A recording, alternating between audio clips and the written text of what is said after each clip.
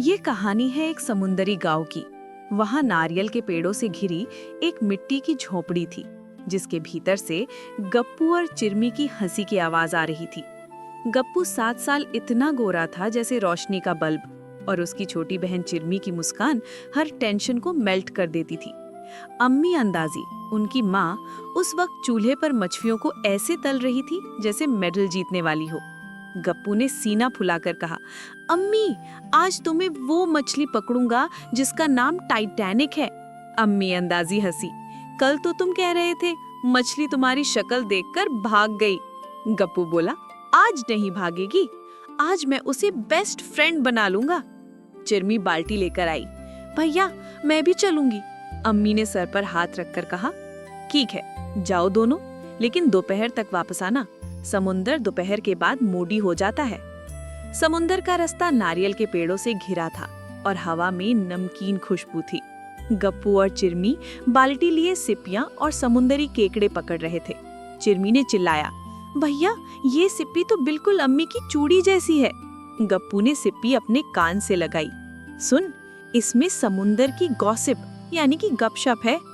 थोड़ी दूर उनके पिता पहलू पहलवान अपनी नाव ठीक कर रहे थे। पहलू पहलवान हंसे, ओए छोटे मछुआरे, आज कहाँ का शिकार है? गप्पू ने हीरो की तरह कहा, जहाँ टाइटैनिक मछली मिलती है। पिता ने मुस्कुराकर कहा, अच्छा जी, ज्यादा दूर मत जाना, ये समुंदर का दिमाग कभी भी बिगड़ सकता है। दोपहर ढल गई। आसमान का रंग एंग्री बर्ड जैसा हो गया। दूर कहीं गरजने की आवाज आई। चिरमी ने डर कर कहा, भैया, ये बादल नाराज लग रहे हैं। गप्पू ने कहा, बस थोड़ी देर और। लेकिन लहरें अब कूदने लगी थी। हवा ने नारियल के पत्तों को झंझोड़ दिया। तभी जोरों की बारिश शुरू हो गई। गप्पू बोला, आओ चिरमी, नाव में छुपते हैं। वो दोनों नाव में जा बैठे। नाव झूले की तरह जोर से हिलने लगी।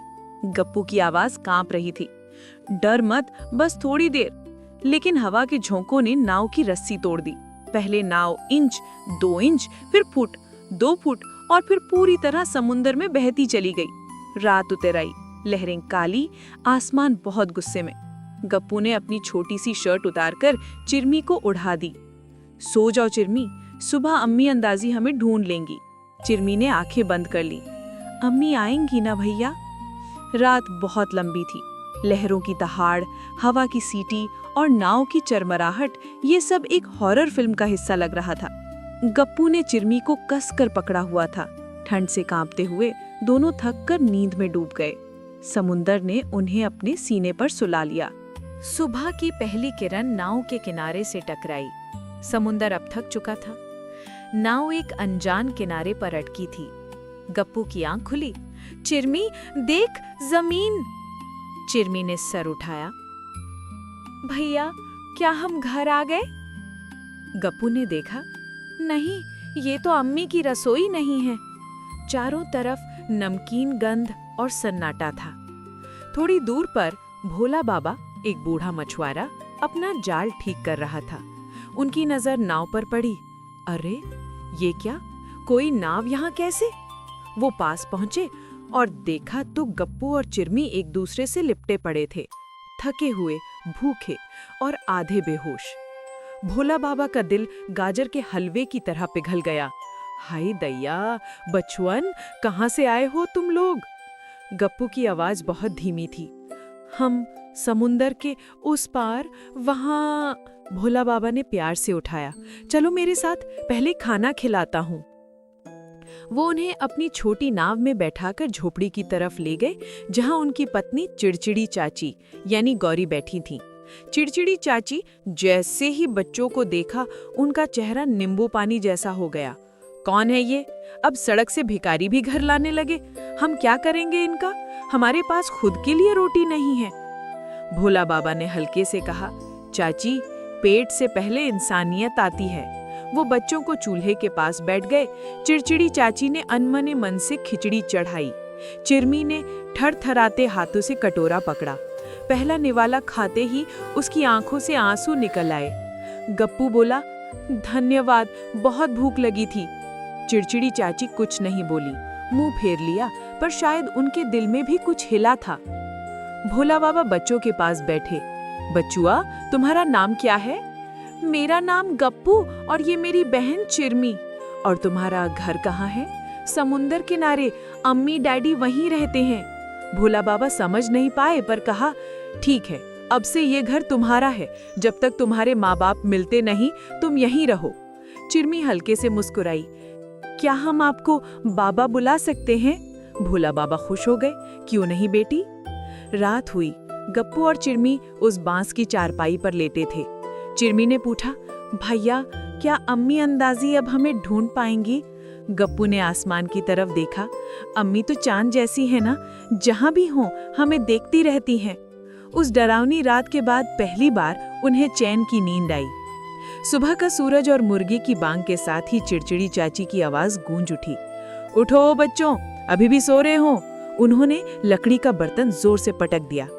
ये घर सराय नहीं है, यहाँ सबको काम करना पड़ता है। गप्पू और चिरमी डरते हुए उठे। चिड़चिड़ी चाची ने झाड़ू उनके हाथ में थमाई। गप्पू ने चुपचाप सर हिलाया। हम उठ गए चाची अम्मा।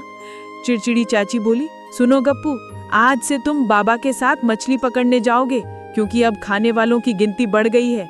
और तू चिरमी, तू चूल्हा जलाना और बर्तन मांजना सीख, समझी? यही तेरी उम्र है। दिन बीतते सब बदल गया था।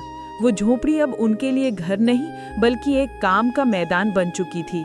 लेकिन गप्पू की तेज निगाह, शार्प आय और समझदारी समुंदर पर भोला बाबा का सबसे बेहतरीन साथी बन गई। गप्पू पहलू पहलवान का बेटा था और उसने मछली पकड़ने का हुनर बेहतरीन तरीके से सीख लिया था। इधर जमीन पर चिरमी बर्तन मांजती, पर उसने एक बात देखी। चिड़चिड़ी चाची की गुस्से वाली आवाज के पीछे उनका दिल अकेलेपन से भरा था। एक दोपहर चिड़चिड़ी चाची थक कर लेटी हुई थी। चिरमी ने बिना कुछ कहे चुपके से चाची के पास बैठकर उनके थके हुए पैर दबाने शुरू कर दिए। चिड़चिड़ी चाची एकदम हैरान रह गई। ओए, ये क्या कर रही है? हटा हाथ। चिरमी ने नजरें नीची रखी। चाची, आप बहुत थक गई होंगी। चिड़चिड़ी चाची ने इतना निर्मल प्यार कभी नहीं देखा था। उनका सख्त चेहरा पहली बार नर्म हुआ। उन्होंने चिरमी को 2 चम्मच ज्यादा खिचड़ी दी। उस दिन के बाद चिड़चिड़ी चाची का दिल पिघलना शुरू हो गया। गप्पू हर रोज भोला बाबा के साथ मछली पकड़ता, लेकिन उसका दिमाग हमेशा वापस जाने का रास्ता ढूंढता। उसे याद था, पहलू पहलवान हर चीज पर एक खास निशान बनाते थे, 1-2 लहरों और एक सीपी का निशान। एक सुबह गप्पू ने समुंदर में डूबता हुआ लकड़ी का टुकड़ा देखा। उसने फौरन भोला बाबा से कहा, रुको बाबा, वो देखो। गप्पू ने टुकड़ा उठाया। उस पर 2 लहरों और एक सीपी का निशान था। गप्पू ने कहा, बाबा, ये डैडी का निशान है। वो समुंदर पर हमारी तलाश कर रहे हैं। भोला बाबा ने अपनी आंखें छोटी करके देखा। हाँ, लगता है तुम्हारे माँ बाप इस रास्ते पर आए थे, पर ये टुकड़ा यहाँ कैसे पहुंचा? गप्पू ने कहा, वो हमें ढूंढने निकलते हैं तो निशानी छोड़ जाते हैं, हम भी उनके लिए निशानी छोड़ेंगे। गप्पू ने भोला बाबा से खाली बोतल ली, उसमें अपनी शर्ट का टुकड़ा डाला और उस पे 2 लहरें और एक छोटी सी चिरमी बना दी। फिर उसने वो बोतल समुंदर में बहा दी। 3 दिन गुजर गए। चिड़चिड़ी चाची अब तक बच्चों से पूरी तरह जुड़ चुकी थी। वो रोज सुबह गप्पू को गर्म पराठे देती। चौथे दिन समुंदर फिर जोर से गरजा। गप्पू और भोला बाबा अभी तक नाव में थे। चिड़चिड़ी चाची का दिन तेजी से धक धक करने लगा। अब वो गप्पू को सिर्फ एक्स्ट्रा खाना खाने वाला नहीं समझती थी, वो उसे अपना बच्चा समझने लगी थी। चिरमी ने जब चाची को रोने वाली देखा तो दौड़कर उन्हें जोर से गले लगा लिया। चिड़चिड़ी चाची की सारी जिद, ताने और अकेलेपन उस वक्त बर्फ की तरह पिघल गया। वो रो पड़ी, जोर से रो पड़ी। ओ मेरे बच्चों, कहाँ रह गए तुम लोग? शाम होने तक गप्पू और भोला बाबा की नाव महफूज किनारे पर आई। उन्हें देखकर चिड़चिड़ी चाची ने दौड़कर गप्पू को जोर से गले लगा लिया। उसी वक्त दूर समुंदर पर एक बड़ी नाव नजर आई। पहलू पहलवान और अम्मी अंदाजी थे, जो गप्पू की बहाई हुई बोतल को देखकर सही रास्ता ढूंढ निकाले थे। अम्मी अंदाजी के आवाज गूंजी, गप्पू, चिरमी। गप्पू और चिरमी चीख कर दौड़े। पहलू पहलवान ने उन्हें गले लगा लिया। अम्मी अंदाजी ने अपने बच्चों को कसकर थामा। चिड़चिड़ी चाची ने अपने आंसू पोंछे। उन्होंने भोला बाबा की तरफ देखा, फिर चिरमी की तरफ और हल्के से हंसी।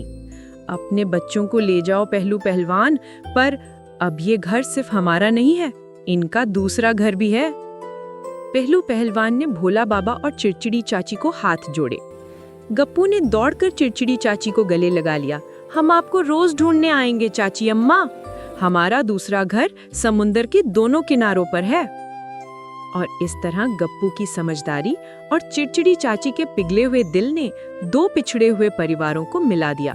भोला बाबा और चिड़चिड़ी चाची को उनकी नई फैमिली मिली। चिड़चिड़ी चाची का खट्टा दिल अब हमेशा के लिए मीठा हो गया। अगर आपको ये स्टोरी अच्छी लगी हो तो वीडियो को लाइक करें और मोर वीडियोस को देखने के लिए हमारी चैनल को सब्सक्राइब करें।